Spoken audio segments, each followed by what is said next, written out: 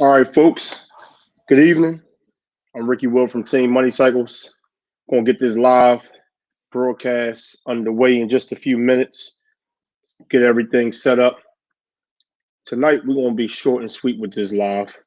One to cover a very, very, very important topic that came up this week as I was talking to a few installers, a few tuners, and it was a pretty interesting conversation that came up in the shop this week as I was visiting a particular shop, and we had a little debate going on.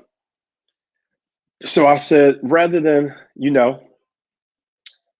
us try to hash this out with just five or six of us around, I'm going to bring it on the live platform and see what the people have to say. So the question that actually came up was the following. I'll bring it up on the screen here in just a minute. The question was, can all installers tune and can all tuners install? Again, the question is, can all installers tune and can all tuners install? And let me just break down some definitions. So when we say installer, an individual, whether you're working out of your shop or you're a garage builder with a smaller setup of business and you're installing audio. And when I say installing, I'm meaning the running of the wires, installing a radio, power, ground, speaker lids, actually putting the speakers into the bike, getting it to that point when you have actual sound coming out of the speakers. Where you actually can Bluetooth or plug that aux cable in and actually get some sound out. That's what I'm saying the installer stage is. And there's different levels of installation, as we all know. And I'm looking at the comments, and I'm going to try to, if you guys bear with me, because I have two devices going, so I'm going to try to look at the comments on both the iPhone as well as on the laptop. So you have individuals, even let's talk about installers for a minute. We have some people who are just good at the basics, nothing fancy. They can figure out how to run some speaker wires and the RCA jacks and install their speaker lids and the fairing, install the speakers in the fairing and find places to mount the amps. And even when you get to the installation aspect of things, you're going to have individuals who are more skilled in that craft than others. Many of us, the more you do things, the more creative that you get, the more innovative you get, the more you say, "Oh wow, I did this the hard way the last time. Let me try this route." Okay, so that's when I say installers. And again, with installers, you got guys who are very, very good with the plexiglass and lighting things up and being able to fiberglass and make things aesthetically look very, very pretty and very nice and custom and things of that nature. So that's installing. I'm going to call that the installation category. Those who can get their hands in on the build, tear down, whether we're talking featherweight all the way up to heavyweight. Okay, those are my installers. Okay, those are my installers. Those are the guys that I'm talking about. And then we have the tuning section. Okay, the tuner is the guy who has the golden ears, who can come in and who can understand things like the DSP and equalization and how to manipulate certain frequencies, and whether they're using it by air, whether they are a gifted individual who can do tuning without using scopes and microphones and meters and all of that type of thing. And then you have the individuals we're still talking about the tuners who just take tuning to another level, who can get on the equalizer, these crossovers, and just manipulate it, all these frequencies, and blend the whole mix together to give you a great sound. Um, and even with tuning, just like with the installer category that we just spoke of, there are various levels to it, and within that, within tuning, it's also subjective also. And people say, well, I like, everybody's going to say, that tuner sound is different. I don't like it. It's all subjective. Yeah, to a degree. But this is the breakdown I like to use. If you go to a concert and 10 of us go to a concert, and just say you got your favorite artist up on the stage, like band wise, I like Mint Condition. All right. And I know all these guys in Mint Condition, they're all skilled musicians. But I know also that I'm at a venue who has something called the sound engineer. And he's tasked with the job with making that band of talented individuals come to life, that me and the 9 other people that are in the audience with me, my friends who I went to this show with, we all can enjoy this show. So that's kind of like, when I think of the tuners, are the tuner is the skilled individual who can take this band of talented individuals, okay? And listen, I know the drummer is going to be doing his thing. I know the guitar player, he's a professional. He's going to be doing his thing. I know the vocalists, they're able to do their thing. The bassists, everybody, all these different key components. But that sound engineer, he is tasked with the job of bringing all of this to life. And that kind of like, just for me personally, that is kind of like where I'm at when I think of tuners. Um, I think tuning is an art. I think installing is an art. So many of you who may have saw this post this week, probably thought I was going with the putting the two crafts against each other. Like, oh man, if that guy can install, he can't tune. He's not a good installer. No, I beg to differ. Um, Installing and fabricating may be that individual's strong point. However, he just may not possess the skill set to be a top tier tuner. Now, Green may be able to get you in the ballpark um, to be able to listen to your music, but then you may have a guy who considers himself, or a girl who considers him or herself a tuner, that's just able to get inside that DSP and that EQ, and just really manipulate those frequencies in a way to have it all blending. So that is really what I was asking everybody this week. Do you believe that every shop, or every garage builder that has the ability to install music components such as um, amplifiers, and speakers and whatnot, when they get to that level, when they get to that point of the install where it's time to tune, can each of these individuals tune? And how do you feel about a shop that can't tune?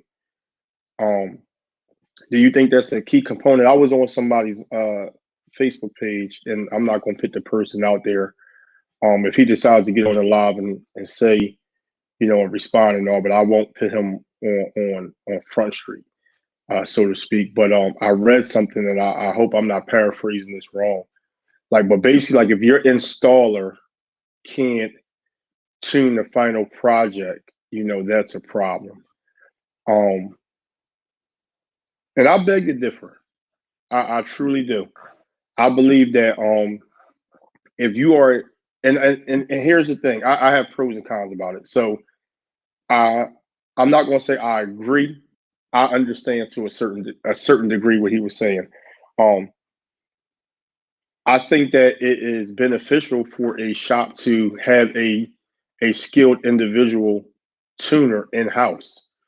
I have heard some systems from shops, and you listen to it, and you can take the negative stance on it and say, "Oh man, that system they installed, sucked based on the tune. And I'm talking about the sound, not talking about the install. I'm talking about the sound, or didn't sound that well, or those guys have some things they can work on. With this audio thing, I think that we all are at a level that we can learn, but it is very beneficial for a shop that can install and do great fabrication work to have a tuner, a skilled individual, a artist, so to speak. I think that the tuning itself is an art on a team. Is great. Um, I don't see a problem if the shops are seeking outside individuals to tune. Long as here's the thing. Uh, if you build a race engine, right? I can build an engine right now, and I always use racing as an analogy. So suppose I go down in my garage right now and I build me a gangster stroker motor, right? I know how to install the pistons, the valves, I know how to port and polish the heads and all of this. But when I hook up that fuel system and whatnot, I need to get it to the dyno. You can't tell me that all engine builders are are engine tuners as well. Um, Back when I was racing, you took your bike to a tuner, whether it was back then it was like HTP Performance, like they were getting bikes to fly. Or you went to like a Ricky Gatson, he actually dynoed my ZX10 and tuned it before. So I'm reading the comments that they come up. So somebody says better dyno it and tune it. So would you say that those engine builders were not good at their craft because they didn't tune it and see the project all the way through? Nah, the engine builder was just one of the ingredients, one of the key components to your race program. So I think your installer is one of the key components to your audio program, and your t- and your and your people just put your audio installer is an important component to your audio installation. Okay, your build, your build program. Your tuner then is the next key component to it. If the installer and the tuner aren't the same person, that's not a problem in my opinion. I'm gonna stop trying to glance at these comments. I'll come back and read through them just in case some questions that need to be answered. So you got the audio installer and you got the tuner, maybe two different people. Does that mean the shop sucks because they don't tune? No. Um, I think the tuner has to get their credit though. Depending on what they have worked out. I don't think you can accredit yourself as being a top tier one stop shop if you're not doing it all. I will say that. But depending on what type of business agreement arrangements that you have with that tuner, then yes, if they're coming in working solely under you to put out a product for your customers, and that's the agreement you have, yes. But the problem was they were asking me, how do you feel about shops that aren't, tuning, putting these products out, these bikes out, and they're taking the credit when Bob down the street tuned it. I'm like, hey man, like truthfully for me, on a personal level, I could really care less. You know what I mean? If you want to bring the topic of discussion up and like put it out on the forefront and hear what people think, I'm all for it. But me on a personal level, how those shops and those tuners, how they work out relationships and get their money, I don't have a dog in the fight in terms of that. But I will say that you have to give respect and you have to give the notoriety to the individuals that are making it happen. Um, a system, I'm gonna keep it real with you. A system can look as pretty, the wires can be as neat, it can have all the plexiglass lights, it can have smoke and mirrors, it can have midgets doing backflips out of the tour pack. When you turn it on, if it does not sound good, you have an inadequate audio system, in my opinion, because the key word here is audio. It doesn't matter how I can care less how good it looks. You could have a raggedy system. You know, you could take the dress off and look up underneath it and see wires everywhere. You know, some builders have done their own private what do you call it? Own private builds, just rushing, throwing things together, and sounds phenomenal because they got the tuning right.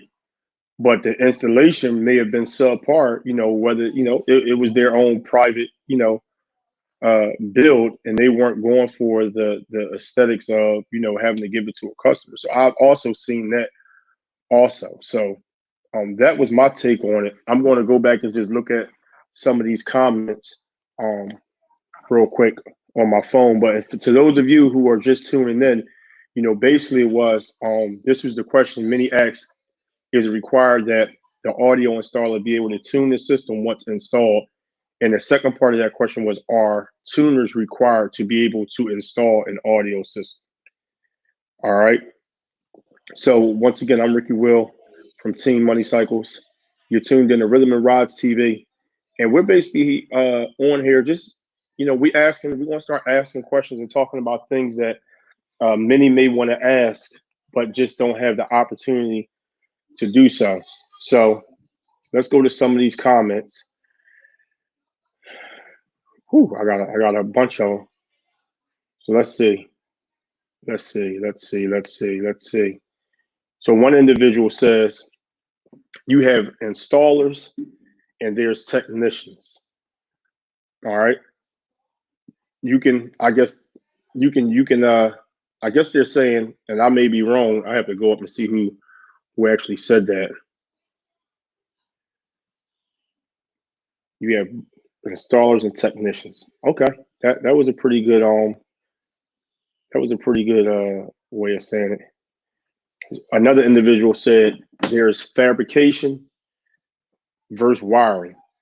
And I agree. Like I said before, you're going to have some people who are just good with the basics. You pull up and you have them just wire you some stuff up.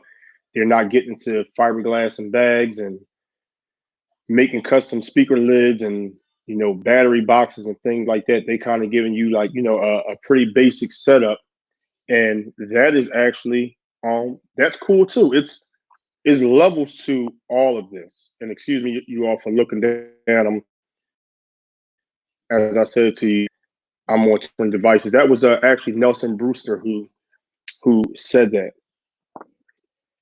This guy said, "Who is this? There's hardware guys, Walter White. There's hardware guys and software guys." I like that, Walt. I like that. Yeah, the hardware guys, that's the guys that are running the wires and whatnot. And then you have the software guys. That's the guy that's showing up with that laptop and getting into that DSP, which both of them are respected crafts. Definitely. This guy right here, who is this? Tuning is Lamont Taylor. Tuning is the tricky part for me. So Lamont, he's saying basically he has that. I'm assuming Lamont, you're good with the hands-on wiring part and whatnot, but when it's time for you to get into that DSP and that digital sound processor and really make the magic happen, that's when it begins to get challenging for you. So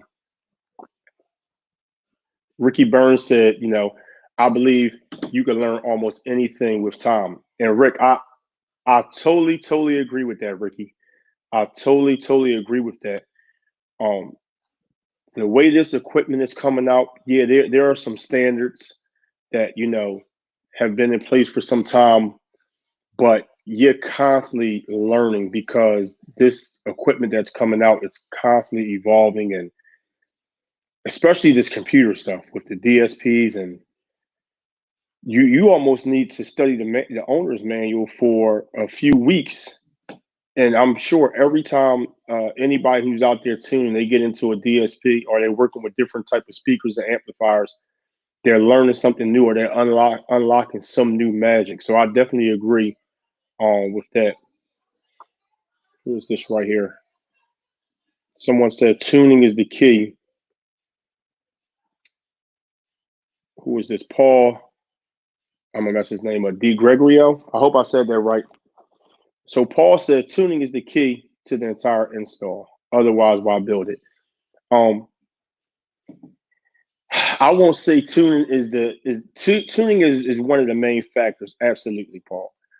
There are some things, of course, that you have to have.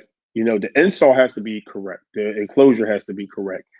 Um, there's a lot of things that has to really be done correct on the install side of things before you can even remotely think about tuning.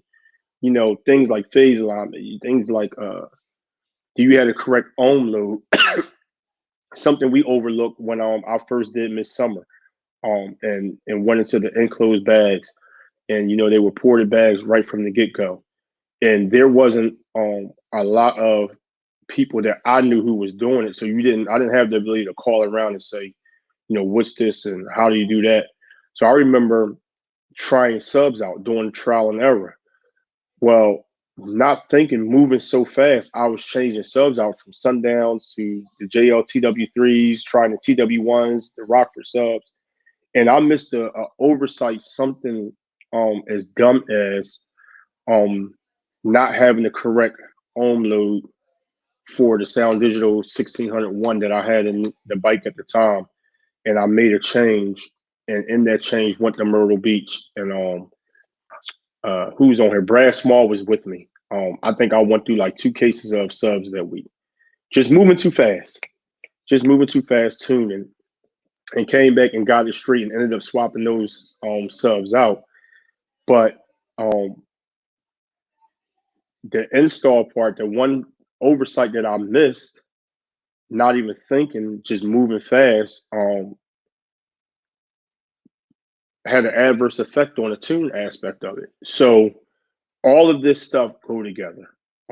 Definitely. Hold on, I'm gonna keep scrolling up, folks. Here we go. A installer that can't tune should have access to someone who can. That's all. Point blank. Period.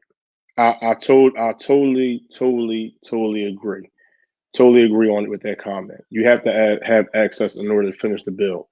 Tuning is a whole different ballpark. It's easy to put speakers and amps in, but not to tune. Great comment. Here we go. I believe this is Brandon Gaiman with this one. Tuning is an art form. You should at least be able to do a basic tune. I encourage my customers to learn their system and find what they like for the music they play. Okay, so I get it. So tuning is an art form. I agree with that, Brandon. You should at least be able to do a basic tune.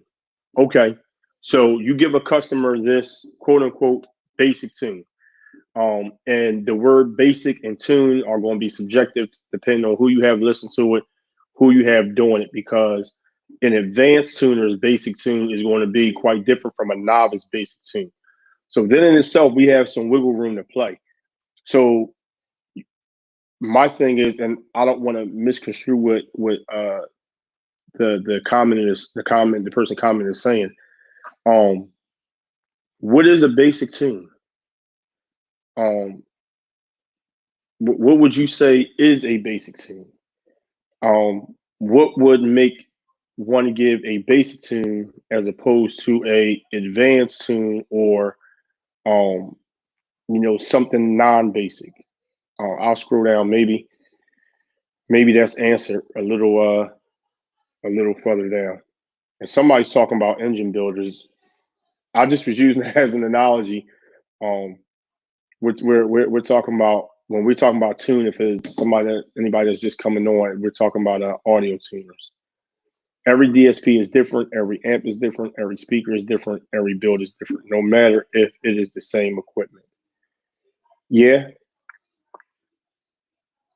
When you say every DSP, so every JL Tweak 88 that you get out of the box, are you saying it's going to be different?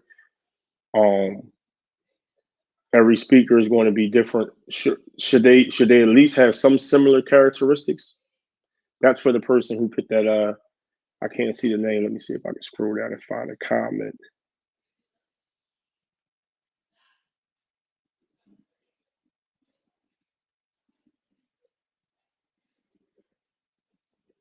These. Hey, listen. By the way, if you're on here and you're posting, if you allow StreamYard, I think there's a link for it. If you allow StreamYard to access your Facebook page, then we can actually see your name when you pop up. So here we are. While equipment is different, audio theory and tuning principles don't change. That's a good that's a good top. That's a good one right there. That's a good one right there. Here we go, Mike Lowry. See, that's what I need. I want to be able to see the person's name. So give StreamYard the access. In my opinion, basic tuning is just setting the crossover. And an advanced tune is more of changing the Q levels and the dB levels for each frequency. Okay. So Mike, let me ask you this. Would you want to ride around with a basic tune? If you were doing your bike, Mike, and I'm not saying you want to tune it for competition, but you want to tune it for your own personal enjoyment, would you just set your crossover settings and be gone and just ride off? Because I see the word basic tuning, so I want to know what this word. I want to know what a basic tune is. And Mike said in his opinion that basic tuning is just setting your crossover points.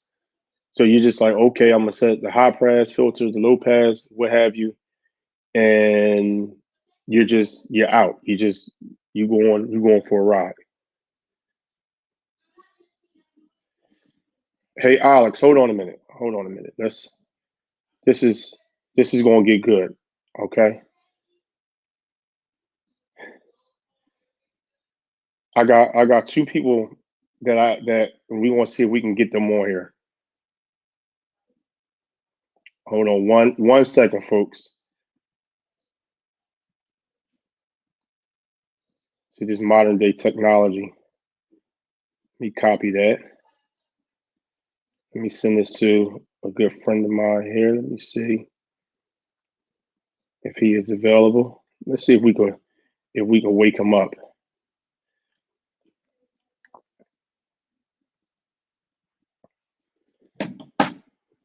Okay, in the meantime, let's see.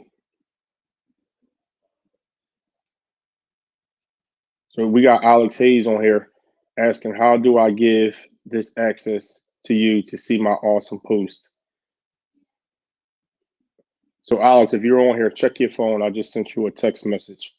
We have Mike Lowry on here. Okay, Mike, you back. Actually, I did. Before I went to BAME, I did. I don't have a clue in the world of tuning, but I am learning. I bought a mic and attempted to go to do an advance, but levels where they needed to be. So I took it to a shop to have a tune. Got you, Mike. I was just wondering, Mike, when you said basic tune, and I'm using Mike as an example. I know Mike, and Mike is not riding around with a basic tune, Mike. All right. So since I personally know Mike, I know Mike Lowry is not going to set his crossover points and ride around the streets of Philadelphia with what he described as a basic tune. Somebody said, Brandon, didn't we just talk about this last night? Hey, listen, that's why we brought it up on here. That's why we brought this topic up, of this right here that just popped up on the screen, because it's being talked about. Listen, I hear it. I hear the whispers. Everyone act like it's a big thing to talk about. Like it's the don't say anything, such and such is tuning for such and such. Who cares? If the finished product is the customer is happy, then who cares? And if the shop and the tuner have an agreement where they don't care who's getting credited for the bill, I don't, I basically wanted to kill the elephant in the room and like let's address it. Let's talk about what's being whispered about within the industry between consumers and shops and tuners. Let's bring it on the forefront. Okay, so let's see what we have here. Let's all read this.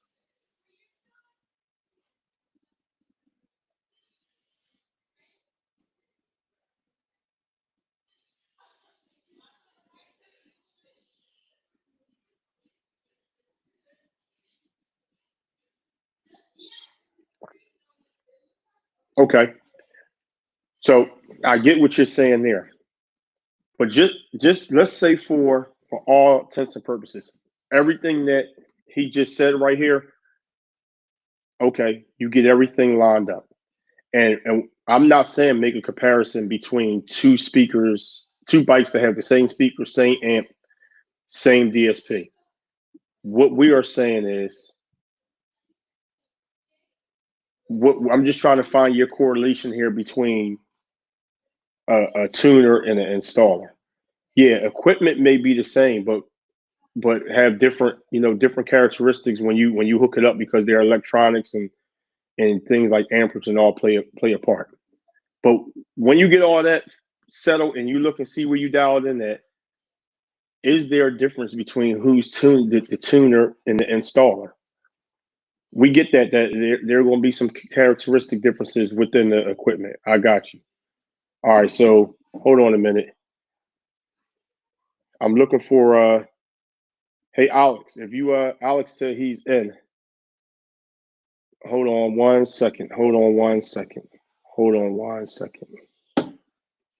Let me see something real quick.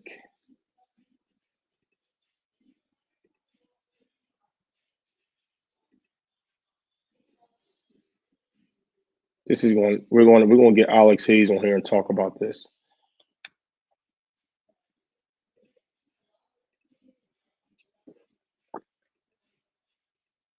Hey Alex, one minute.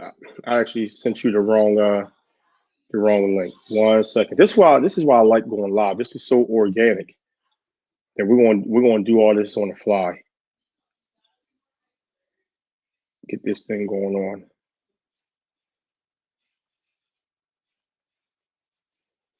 So I'll have Alex coming on in just a minute. I just sent you the correct link, Alex, if you're watching. Here you go. You can't tune a bad install. Mismatch speakers to amps and lows needs to be tailored. I agree. That's why the install is important. All right, folks, I'm going to bring Alex Hayes on. Alex. Yo, what's up, man? What's going on? So look at you to new technology, StreamYard. Hey, check you out, man. My production crew, they're in there having ladies' night tonight. So it's Memorial Day weekend. I'm going to give her, the ladies, the day off. But for those of you who are just tuning in, coronavirus, man, this freaking Zoom and web apps and meetings and virtual meeting, this is you've been moving on with the times, man. Everybody is these days. This is like the new wave. Like, yeah, man. You have the Zoom parties. Mm-hmm. Everything is like Zoom based now. I like everything. I like it. So hold on a minute. What are we talking about, man? So I'm going to bring it up for you right here. Give me 1 second. We're going to get this thing rocking and rolling. So basically what we have here, here's the topic. Let me bring it up for you. Yeah, I can read the comments. Okay, there you go. So can a installer tune and can a tuner install? Are those requirements from either one of those positions?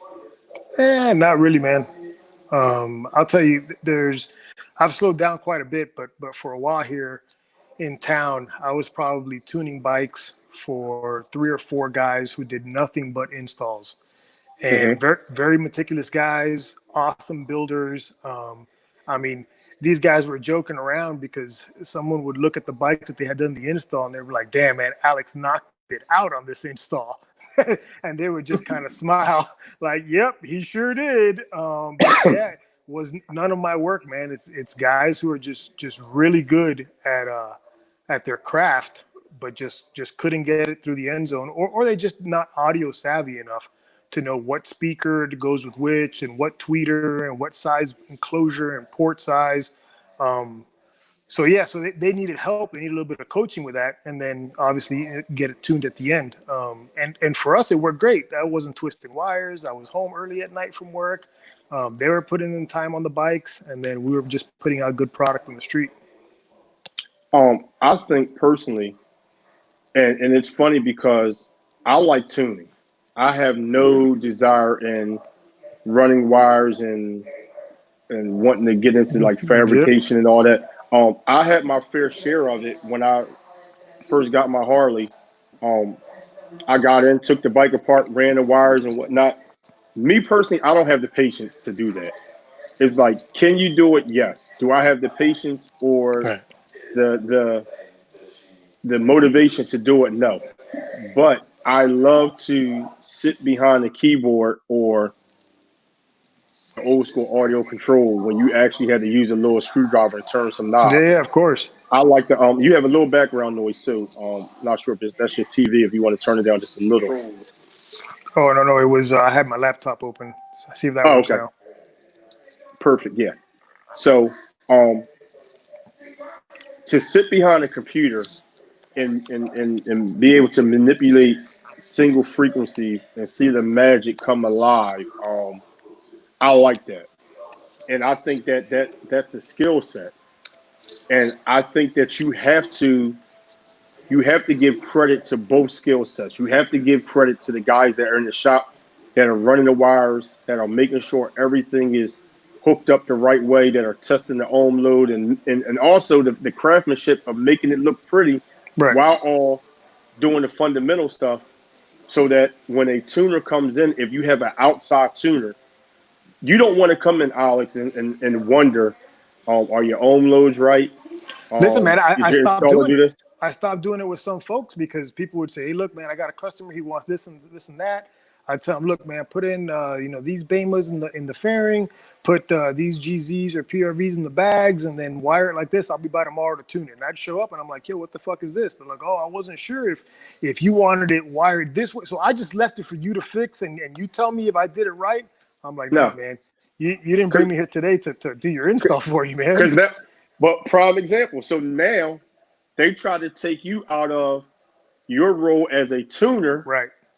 and made you an installer. That's like the sound engineer, right? At a concert. And I used this analogy earlier.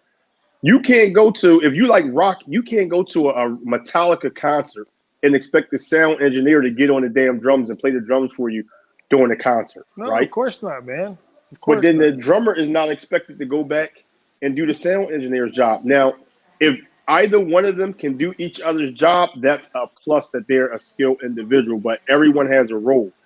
It's a little different with the shops. I get it. Somebody is on here, and I'm going to bring this comment up while we're talking. Sorry. So So shouldn't a shop, go ahead, you read it. yeah, let me read that because I've got to come back to that just to throw a little more fuel on this fire. But it says sorry. So shouldn't a shop be able to tune if that's what they are doing? Yes, there are definitely people that are on different levels depending on the build. However, a shop should spend the time to learn their craft or ask others. It might cost. I mean, look, all that stuff. I think that person is Yeah. 100% true, and I'll Right. tell Yep. you. So here's part of the gripe for me that has that just lingers in the back of my mind. So I claim myself that I like to tune. Well, you know what? I'm not too shabby with fiberglass work. I'm not too shabby with porting bags. I'm horrible at welding, so I need help there. But what do you say to the shops who don't do their bags, who don't do their rails, who get this outsourced to other shops? But when Joe Blow customer comes in and says, "Hey man, I'd like to get an audio install," they say, "Let me demo you my bike.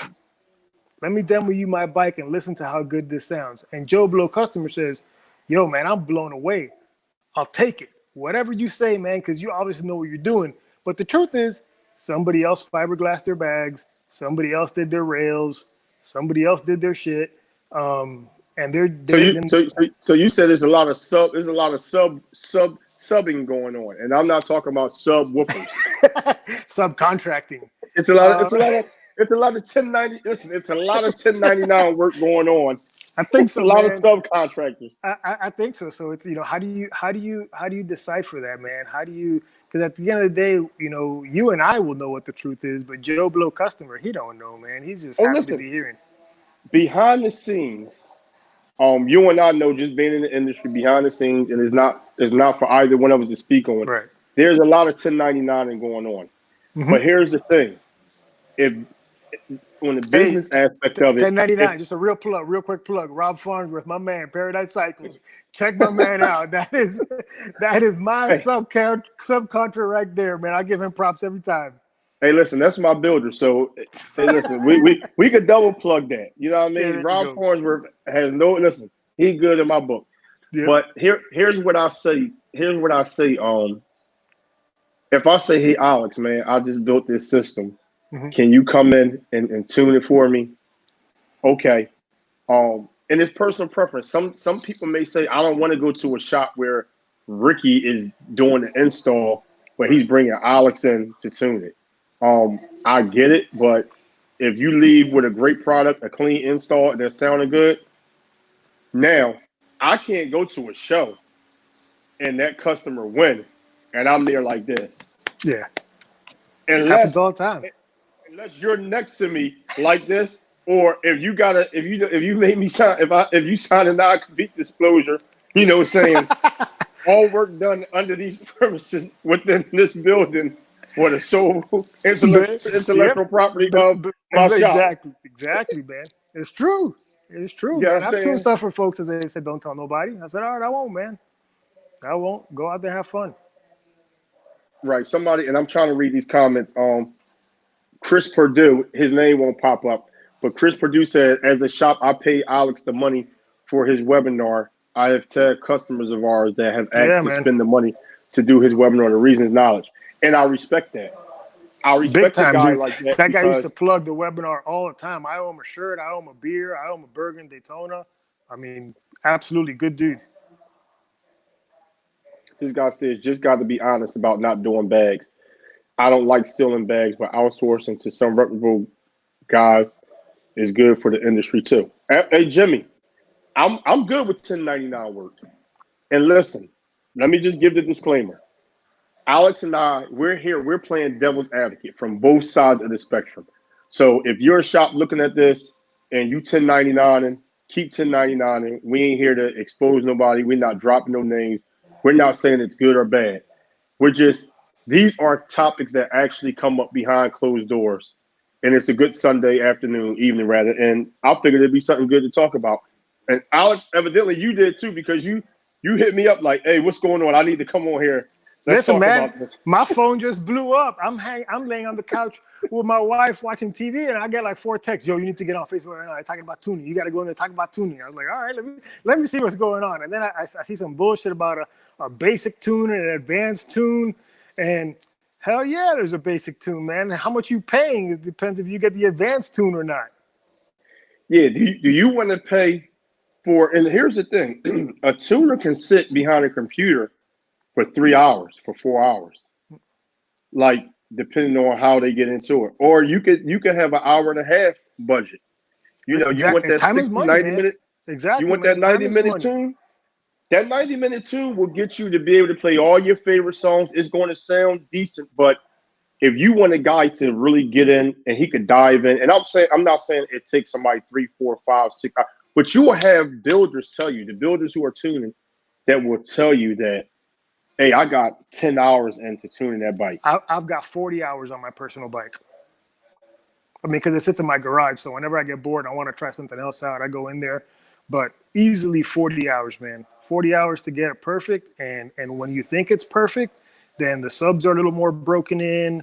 A new song came out that you want to listen to, and you're like, man, Exactly. it don't sound the way it sounded last week. Well, that's because the speakers are broken a little bit. Your voltage was down. Your voltage was up. Before you know it, now you got to start measuring and like, why did it sound different?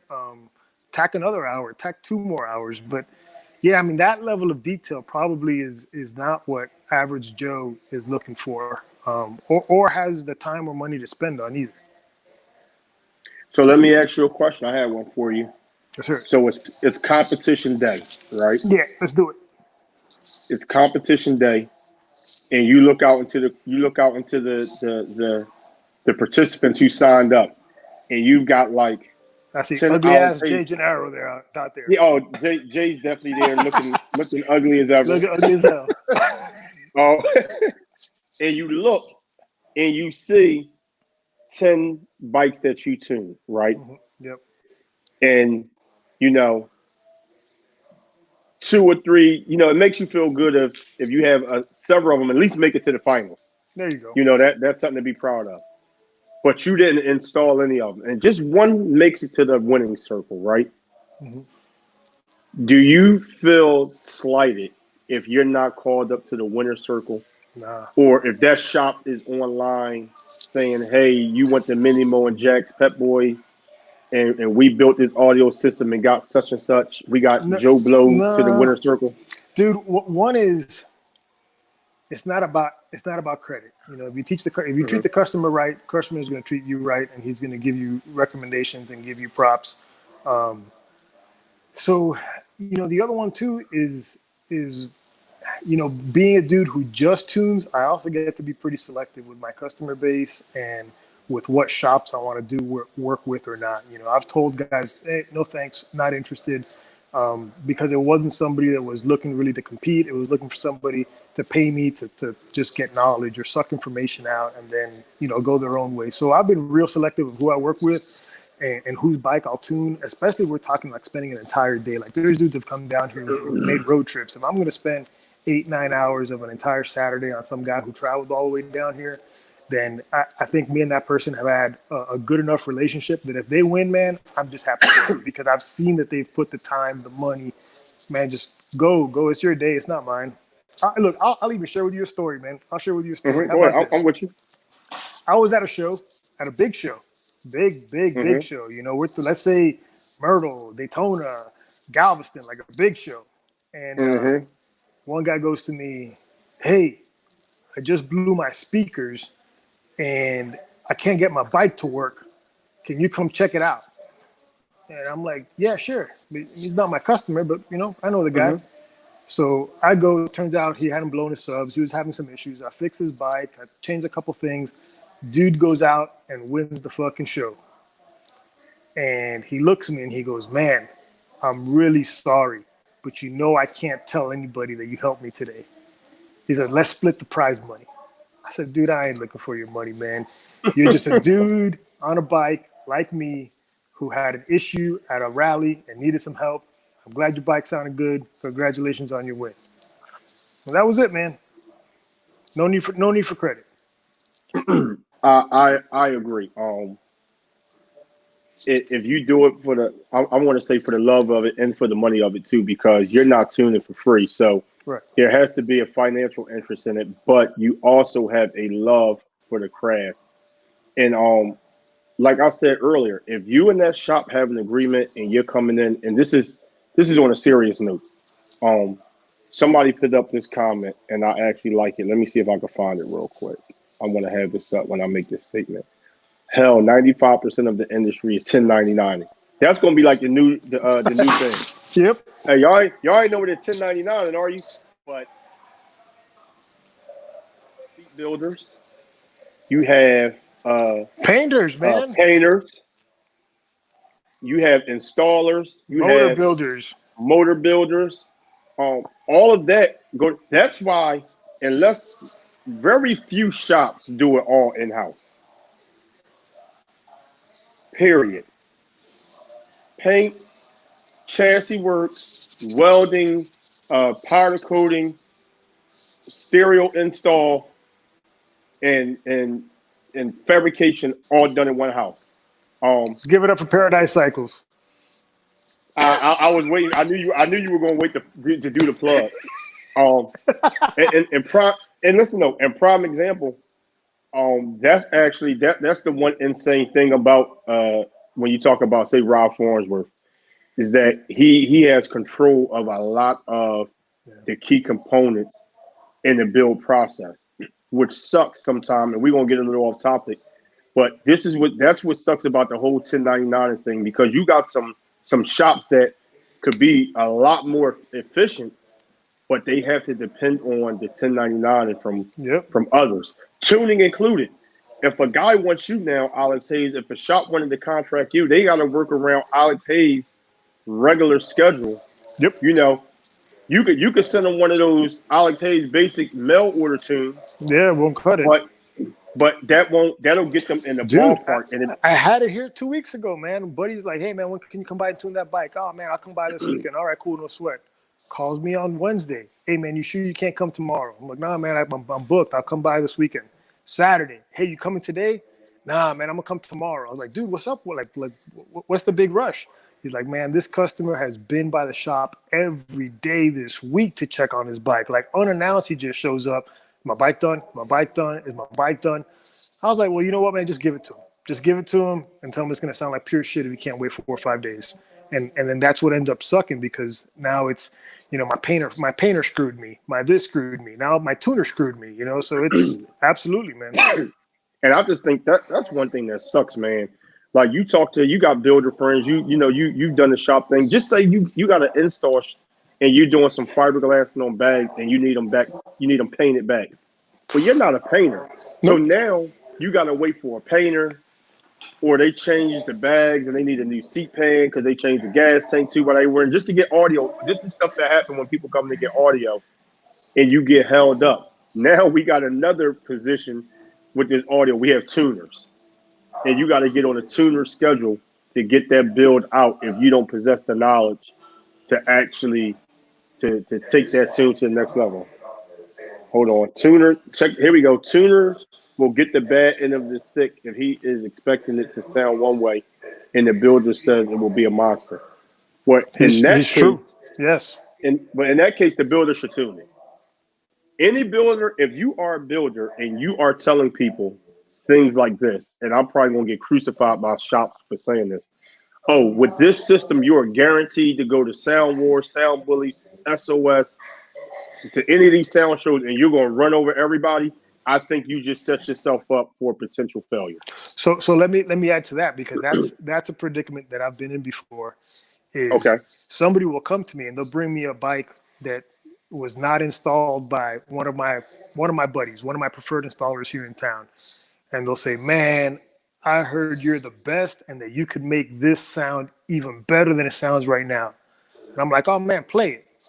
I'm like, "Man, that don't sound too good." He's like, "Well, that's why I'm here, because they told me that you could get this to sound great." And when I start looking at the install, I'm like, "Dude, there's nothing I can do with this." Like, so now I'm in a position: do I tell this guy that the money he's already spent, was garbage, or do I take his money and say, "Sure, man, I can tune it for you and make it sound a little better," knowing that it's never going to be what that guy thought he was going to get? The customer's in a lose-lose situation there, and so am I.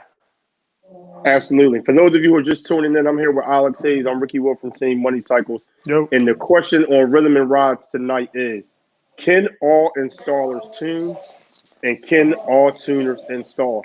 That's what we've been talking about here tonight. It's been a great conversation, folks, because it's being talked about in garages all across America. You had some loud noise going on in your background. Where are you at, a resort? Who, me? No, man. I'm home, man. I'm home just chilling. I'm in the living room. Wife is watching TV. Oh yeah, your wife got the TV on, and you better not tell her to turn it down. Hey, so listen, real quick, we got 7 more minutes, folks. We've been on here for 53 minutes. If you have a question for myself or Alex Hayes, pop them up on the screen right now. We're going to answer as many as we can. But listen, to go back to that, yeah, you can't guarantee a win. I like what you want to give a customer is a great product for their personal enjoyment, first and foremost. But then what do you tell that guy that spent 10, 15, 20 grand?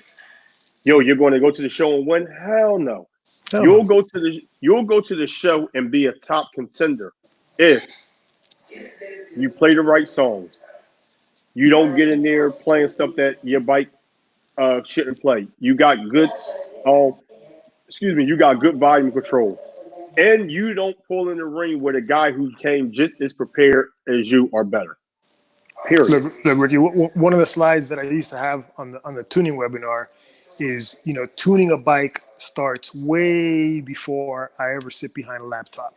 So if I can give these guys some advice, tuning a bike starts with the design of the bike.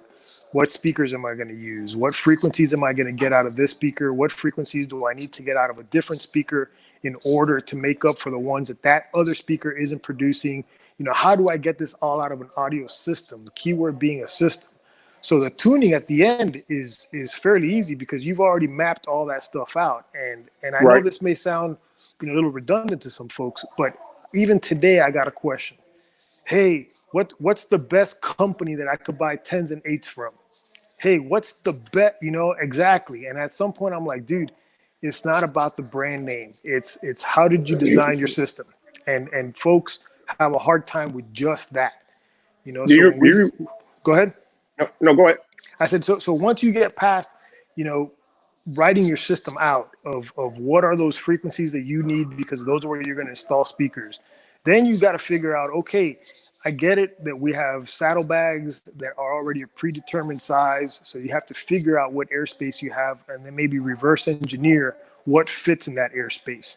You know, but once you do, like, no kidding, that's why when somebody said everything's different, yeah, everything's different. But guess what? The audio theories are out there. I mean, this is what not just our industry, but churches, loudspeakers, concerts, the same theory that those people use. It's music, man. It's sound engineering, right? So once you do all that, then we can start talking about tuning. And folks just think that, oh man, this guy Alex, he's got a good ear, so he's gonna make it sound good. Hell no, man.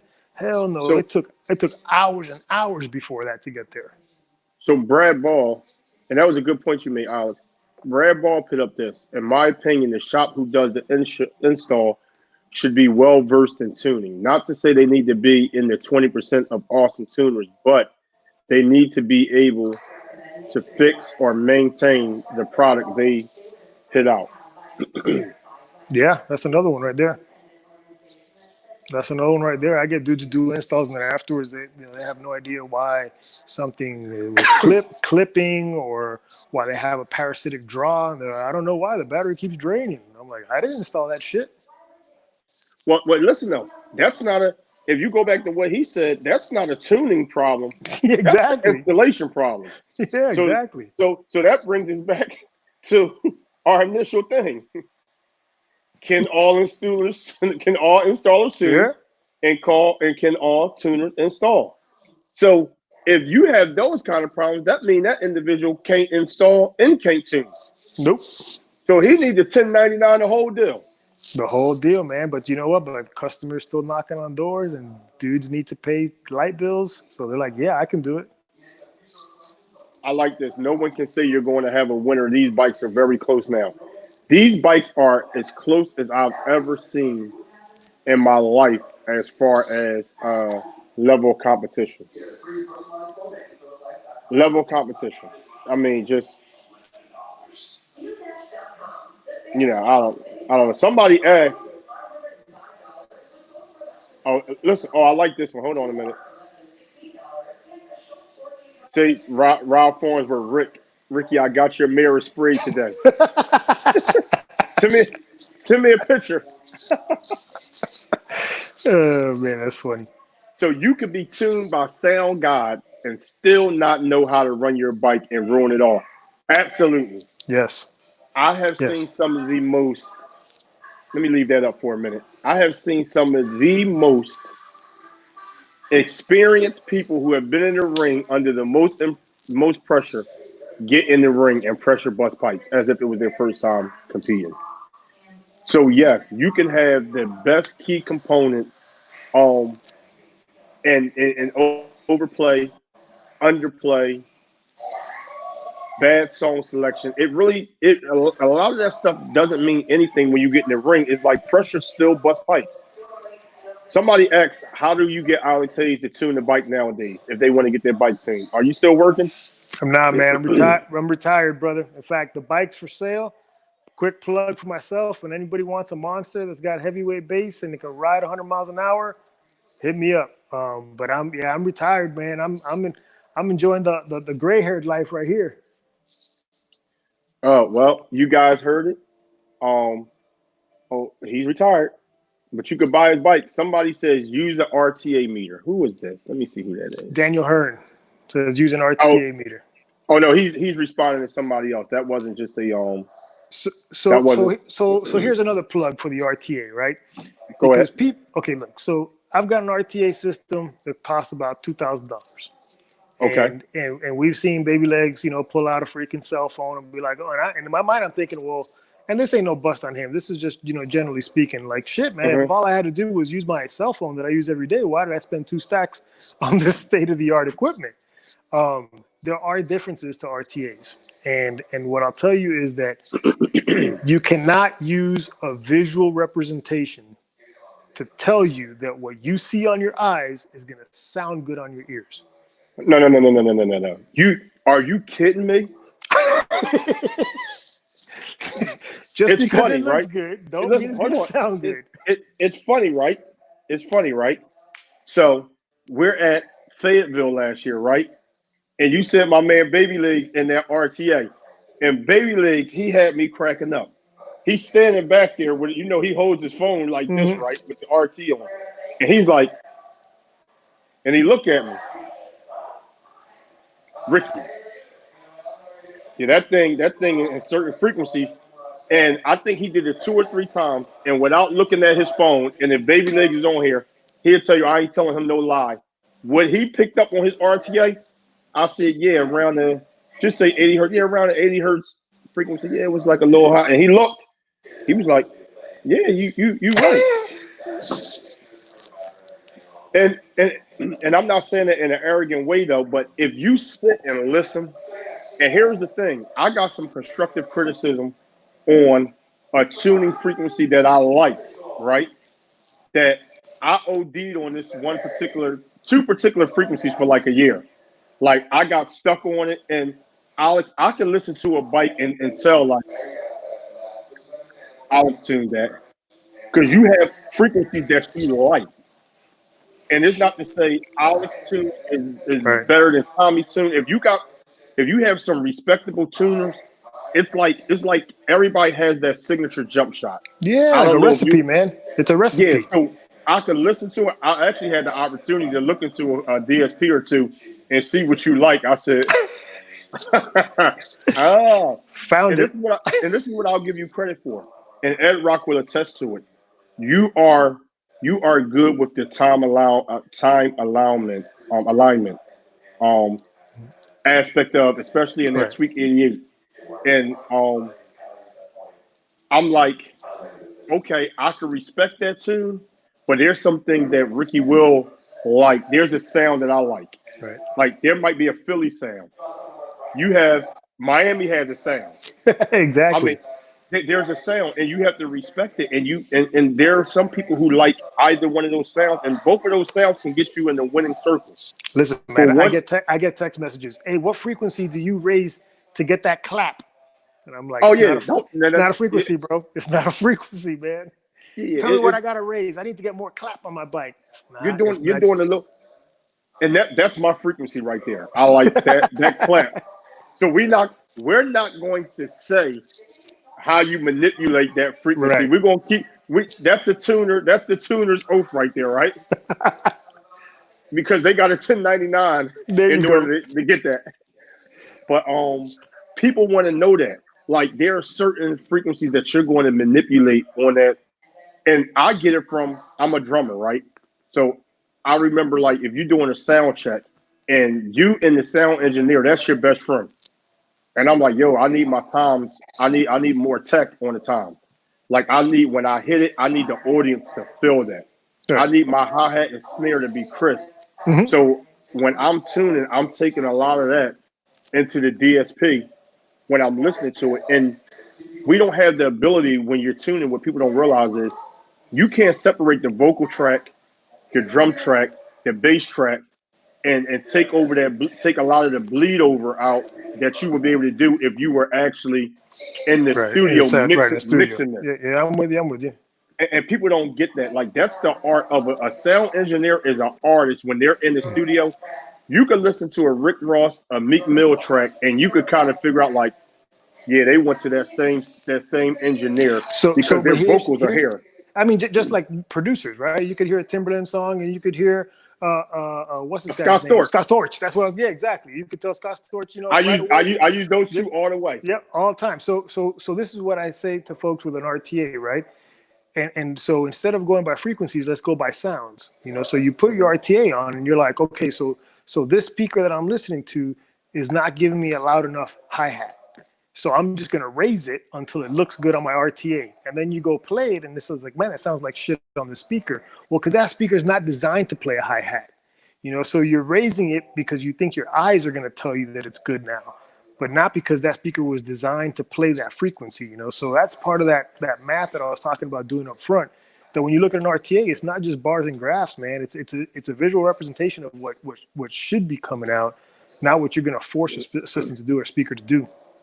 Right. That just takes time to learn, man. It just takes time to learn, and that's why there's dudes who install. That's why there's dudes who don't, man. So Ed Rock picked this up, right? So Rob Farnsworth was kind enough to drop a Alex Hayes tune in one of the banks on my DSP, right? So I have a rule. I don't care who does my bike. Do not put a tune in my DSP, right? But no, I'll just play. But Rob did it, right? So I get it. So I'm looking. It's got a Rob tune. It's got a. Oh, Alex, we were up here messing around, and I'm looking at him like to it. Like that's like looking up somebody's girl's dress. Like you don't just So, drop a tune in another man's DSP. so look, full disclosure. I've never heard your bike. I've never played your bike. That was playing darts in the dark to get the bike to sound playable. So what it Right. sounded like, I couldn't attest to it. Man. No. Listen, it was good, right? So I go in. So I said, okay. He gave him the yellow LED. Okay, I want the pink LED anyway. We're not hitting the button for that, but I'm going to leave it in here. So I go in tune and I compare them. So I had Ed Rock actually came in and we listened to him. Your tune had a louder volume. That Alex tune and your bike played louder for competition, but yours was a more Philly Me low tune R&B. Yeah. I don't know what the Philly Me low. I am not a high volume in your face tune. Right. I don't think there's anything wrong with it if the person that you are tuning for can handle it. I like a more of a progressive tune. How can I say it? He said I'm more of an R&B. Like I'm going to tune with a track that might have a 10-member band. So I'm not going to make the tune as what I call it as hot volume wise because somebody's going to OD on it. Right. So I figure when you get all these instruments, especially if you got like music with a lot of guitars in it, if you make that overall mix too hot, that electric guitar is going to overpower. Or if you're listening to a lot of female vocalists like Bettina Marie's, Rihanna is another one. She is a newer singer. Even the girl Ella May, they will kill a tune if the tune is too hot. Look, all I know is that I just read that Ed Rock said that from the comfort of my couch, I fucking killed it on that tune. Yo, that's listen. what I heard him say. I heard him say for competition, that motherfucker killed it with his feet up on the couch. Listen, how about that? Listen. Hey, listen though. Ed Rock can tell you, we went back and forth, right? Which the one? I said, which one you like? Which one you like? Which one? You know, I'm having a competition with these two damn tunes, right? Which one you like? He like, nah, it's louder. It's definitely he got you over volume. I said, okay, I heard that he got the volume. Damn it! Listen, man, Which I one didn't you tune like? that shit. I made that shit for Rob, so you'd have a fucking bike to go play when he gave it to you, man. That's all. But listen, all due respect, listen to both. We were able to find characteristics that we could appreciate both tunes. Like we didn't walk away saying like beating on my chest like, oh yeah, I got somebody to say I killed that one. Or yo, I didn't have my head down like, damn, I got annihilated with that. We were able to respectfully pull out things I like. And I told you what I like. I like that time alignment thing. That was cute, man. I like that. That was cute. I said, damn. I look at them. Listen, I look at them time alignment numbers. I just looked at them last week again. I said, I like that. That's cute. That thing was up here. There's some more magic. There's some more magic dust where that comes from. Yeah, listen, I liked it. You know, I might send you my clap, my clap on frequency. There you know go. What I mean? For you to drop in there. But respectfully, yeah, I have to take my hat to you with you doing what you're doing. Hold on. Look, here it is. Here's Ed Rock. I said I like yours, but needed to open frequency a bit more to play louder. See, he wanted. See, y'all has, and don't take this. You almost went there. Hey, damn it! I'm gonna just say it because I say it out of love. All right. See, he wanted that Hispanic, Julio Iglesias. He wanted them cymbals. He want them timbales and all that. Nah, man, I want that. You know, I want that smooth R&B. I'm like, yo, man. I said that tune loud as hell. He's talking about, yeah, I like it. And Ed Rock ain't really, you know, he a little crazy. Yeah. He's a little intense.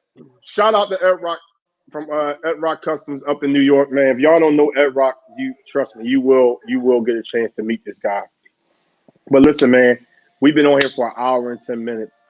I think that, for my opinion, we both can agree. And if I'm wrong, to the question that people wanted to know, far as should installers know how to tune and vice versa, I would end it by saying that an installer should have a certain level of knowledge when dealing with somebody's audio, because although you may not be able to fine tune it, you're giving people advice on what to buy. And if Right. you don't have any idea of what that particular system is going to sound like when they purchase it, it's kind of hard for me to have confidence in installer and me buying product from you if you can't tell me what the um overall bill is going to sound like, or what my goal. If I come to you and say, Alan, here are my goals, I want to know what it takes to compete with, Joe Schmo. You should be able to at least write me down a list of what to do, and then get me somewhere in that ballpark. But if you call in a more experienced artist or tuner to fine tune it and get me the best thing that I can get, I don't have a problem with that, especially if that person is teaching you in the process. Now, if you got Alex Hayes coming to your shop, by the fourth or fifth time, if you ain't looked over Alex Hayes' shoulder and picked nothing up from him, something's wrong. Those five Alex Hayes calls, if it were me, it might drop down to about three and maybe two. Yeah. And then That's how it is, man. But you got some of these guys. Suppose they were heavy machinery operators and they don't have the heirs anymore.